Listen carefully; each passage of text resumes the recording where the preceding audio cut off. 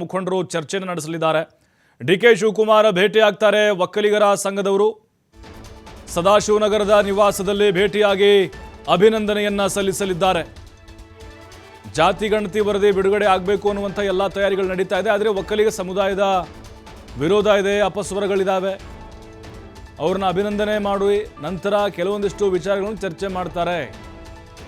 ಅಧ್ಯಕ್ಷ ಕೆಂಚಪ್ಪಗೌಡ ನೇತೃತ್ವದ ಸಂಘದ ಸದಸ್ಯರೆಲ್ಲರೂ ಸದಾಶಿವನಗರದ ಡಿಕೆ ಶಿವಕುಮಾರ್ ಅವ್ರ ಮನೆಗೆ ಹೋಗ್ತಾರೆ.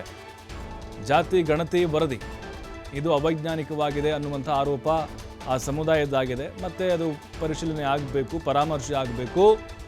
ನಮ್ಮ ಜನಸಂಖ್ಯೆ ಜಾಸ್ತಿ ಇದೆ, ಕಡಿಮೆ ತೋರಿಸಿದ್ದಾರೆ ಅನ್ನುವಂತಹ ಆರೋಪ ಮಾಡಿಕೊಂಡು ಬರ್ತಾ ಇದ್ದಾರೆ.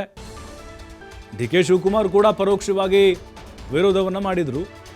ಹಾಗಾಗಿ ಒಕ್ಕಲಿಗರ ಸಂಘದವರು ಇವತ್ತು ಡಿಕೆ ಶಿವಕುಮಾರ್ ಅವರನ್ನ ಮೀಟಾಗಿ ಇವೆಲ್ಲ ವಿಚಾರಗಳನ್ನು ಅವರ ಗಮನಕ್ಕೆ ತರಲಿದ್ದಾರೆ. ಅವೈಜ್ಞಾನಿಕ ವರದಿ ಇದು, ನಮ್ಮ ಸಂಖ್ಯೆಯನ್ನು ವಾಸ್ತವ ರೀತಿಯಲ್ಲಿ ತೋರಿಸಿಲ್ಲ, ಎಲ್ಲ ಮನೆಗಳಿಗೂ ಹೋಗಿ ಸರ್ವೆ ಮಾಡಿಲ್ಲ ಇವರು. ಅತಿ ಹೆಚ್ಚು ಜನಸಂಖ್ಯೆ ಹೊಂದಿರುವಂತಹ ಸಮುದಾಯ ನಮ್ಮದು ಲಿಂಗಾಯತರಾದ ಮೇಲೆ.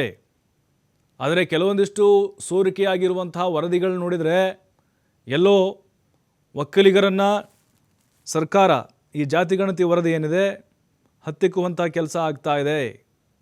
ಹಾಗಾಗಿಯೇ ನಮ್ಮದು ಕೂಡ ವಾಸ್ತವಾಂಶ ತೋರಿಸ್ಬೇಕಲ್ವಾ, ಮತ್ತೊಂದು ಸಲ ಸರ್ವೆ ಮಾಡಬೇಕು ಅನ್ನುವಂತಹ ಚರ್ಚೆಗಳಾಗ್ತಾ ಇದೆ.